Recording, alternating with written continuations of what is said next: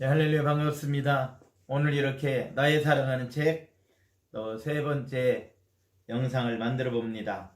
오늘은 특별히 제가 아꼈던 그런 200년 전 1800년대의 목사님의 설교집이며 그의 생애를 간략하게 소개한 그런 내용의 책을 한번 보겠습니다. 제목은 이글스미 스워스의 매일 묵상. 이분이 어떤 분인가 하고 이렇게 이 책의 소개글에 이글스워스는 1859년 영국에 태어났고 소년 때 회심을 했는데 회심하자마자 주위 사람들을 구원했고 그로 인해서 어머니가 구원되고 많은 사람들이 구원됐다. 그럼에도 청년이었을 때에 간증을 하지 못할 정도로 말에 대한 표현력이 부족했고 또 그가 그렇게 설교자로 될 수 있었다는 것 자체를 생각조차 할 수 없는 일이었다 밝히고 있습니다. 그리고 그가 가족의 생계를 위해서 17살 때부터 하루 12시간씩 일을 했기 때문에 표현력은 어쩔 수 없이 배우지 못했던 그 일로 인해 발생된 것이라고 기록합니다. 배관공으로 일했고 그리고 배관공이 되고 나서도 사람들에게 개인적으로 복음을 전하고 배관공으로 일하면서도 수많은 사람들을 예수 앞으로 인도했다. 그렇게 말합니다.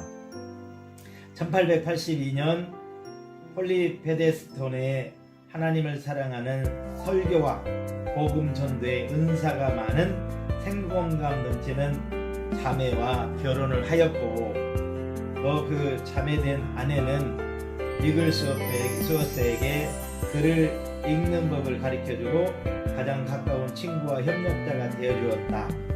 두 사람은 자신들이 살고 있는 가난한 동네에 가난한 사람들에게 도움이 필요한 것을 알고 불쌍히 여겨서 그들을 도와주었고 조그만 예배 모임을 이끌었는데 이 예배 모임의 설교는 그의 아내가 맡았다. 그 중에 이글스워프가 병 낫기를 위해서 기도해서 치유되는 일도 있었다. 자, 이글스워프는 48살이 되는 1907년에 성령을 받게 되고 놀라운 변화가 일어나며 그의 개인적인 생활이 급변하게 되고 성령을 받자마자 새 힘을 얻어 설교를 할 수 있게 되었다고 기록합니다. 이를 본 아내가 그에게 또 정말로 큰 변화에 충격을 받을 정도로 놀랐고 그의 사역은 세계를 향해서 그렇게 나아갔고 세계 수많은 사람들에게 복음을 전하고 병을 고쳐주는 사역을 하게 되었고 미국, 호주, 남아프리카, 전 유럽을 돌며 사역을 하게 되었다. 그가 1947년 부르심을 받기까지 대단히 긴 세월 동안 40년 가까이 복음의 사역자로 주의종으로 일을 했다고 기록합니다. 이글스워스의 삶과 사역의 특징은 구원받지 못한 영혼들, 병들어 있는 사람들에 대해서 대단히 안타까운 깊은 영적인 동정심이 있었고 하나님의 말씀에 대해서 뜨거운 열정이 있었고 또 그리고 많은 사람들을 격려해주고 믿음을 심어주고 그렇게 했던 초대교회의 성령의 은사와 성령의 침례에 대해서 대단히 강조했고 병든 자들을 치유하는 그런 사역을 많이 했다고 합니다. 죽은 사람이 14사람을 살렸고 또 귀신을 쫓아내고 병을 고치고 또 영적으로 영안이 열려서 귀신을 실제 보았다고 하는 내용도 기록되어 있습니다. 믿을 때 성령을 받은 것이 아니라 성령은 믿고 난 후에 받아서 성령이 임해야만이 제대로 신앙생활을 살 수 있다고 하는 그러한 생각을 가지고 있는 목회자입니다. 그래서 그 당시에 정통적인 그런 목회자들이 의심을 받는 그러한 부류의 목회를 했다고 그렇게 얘기를 하고 있습니다.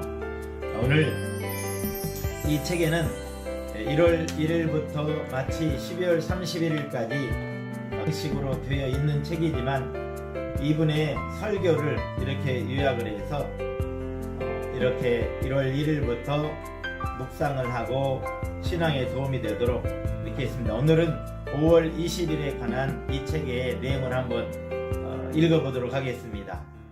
5월 20일 시련을 통해 굳게 서 있기. 성경 말라기 3장 2절. 그의 임하는 날 누가 능히 당하며 그의 나타날 때에 누가 능히 서리요. 그는 금을 연단한 자의 불과 표백하는 자의 잿물과 같을 것이라. 집회에 참석하여 하나님을 찬양하는 것과 인생의 어려움을 당하면서도 그분에게 감사를 드리는 것은 서로 다릅니다. 우리가 불같은 연단을 당하는 것은 멸망당하지 않기 위해서입니다. 예수님께서 나타나시면 무엇이 증가합니까? 믿음입니다. 당신이 예수를 믿게 되면 당신의 마음은 성령께서 주시는 은혜로 인하여 무너지지 않고 오히려 더 정결하게 되며 파괴되지 않고 오히려 더 넓어지게 됩니다. 오 사랑하는 여러분, 대적은 이미 패배하였기에 예수께서 승리자이실 뿐 아니라 대적으로부터 빼앗은 탈취물들을 우리에게 보여주십니다. 마음이 정결한 사람은 하나님을 보게 될 것입니다. 만일 당신이 눈이 좋다면 당신의 온몸도 밝아질 것입니다. 이것이 무슨 말입니까? 피의 능력으로 말씀에 충만해야 한다는 말입니다. 하나님께서 당신에게 주신 당신 안에 있는 유업들이 이 세상의 그 어떤 것들보다 능력이 크다는 사실을 잘 알고 있어야 합니다. 얼마나 많은 사람들이 죽임을 당하는 등의 극심한 핍박을 받았습니까? 그들이 그것을 갈망하였습니까? 불로 연단하여 얻게 된 믿음은 그 안에 조롱과 비방도 이겨낼 수 있습니다. 우리는 하나님의 아들을 믿음으로 가져야 합니다. 하나님의 아들 예수께서 그 앞에 있는 즐거움을 인하여 십자가를 참으사 부끄러움을 개의치 아니하시더니 하나님 보좌 우편에 앉으셨습니다. 히브리서 12장 2절.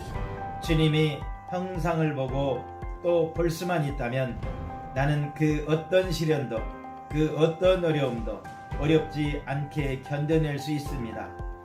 내가 그분을 뵐 수 있게 하기 위하여 그분은 끓는 냄비에 떠 있는 찌꺼기들을 계속 덜어내고 계십니다. 금속이 거울처럼 되려면 불순물이 제거되어야 합니다. 당신의 마음속을 들여다보고 계신 분은 누구입니까? 누가 정결하게 해주십니까? 우리 주님이십니다. 그분은 우리 속에 있는 것들 중 불들만을 제거하십니다. 오 하나님의 사랑이 내 심령 속에 역사하고 있다는 사실을 나는 확실히 알고 있습니다. 오늘의 생각, 주님 없이 50년 동안 일하는 것보다 성령으로 체험받은 상태에서 1년 동안 일하는 것이 더 많은 일을 합니다. 시련을 통해서 굳게 서 있기를 5월 20일 묵상의 내용입니다. 오늘 이렇게 읽을 수업의 매일 묵상이라는 이 책을 제가 꽤나 오래됐습니다. 알라딘 중고서적에서 저렴한 가격으로 구입을 했는데 내용이 우리 신앙과 베레아 신앙과 매우 흡사한 부분이 많아서 이렇게 종종 읽고 합니다. 우리 믿음은 하나님 앞에서 시련을 통해서 더욱더 견고해지고 하나님 앞에서 이 시련이 우리를 얼마나 큰 복으로 이끌어주는지를 잘 알고 있습니다. 어려움을 당하고 힘든 일을 당할 때에 나의 사랑하는 책 성경, 또 나의 사랑하는 책에서 많은 은혜를 받은 사람들의 믿음의 이야기를 통해서 늘 승리하시기를 예수 이름으로 축복합니다. 오늘 나의 사랑하는 책 이야기를 여기서 마칩니다. 감사합니다.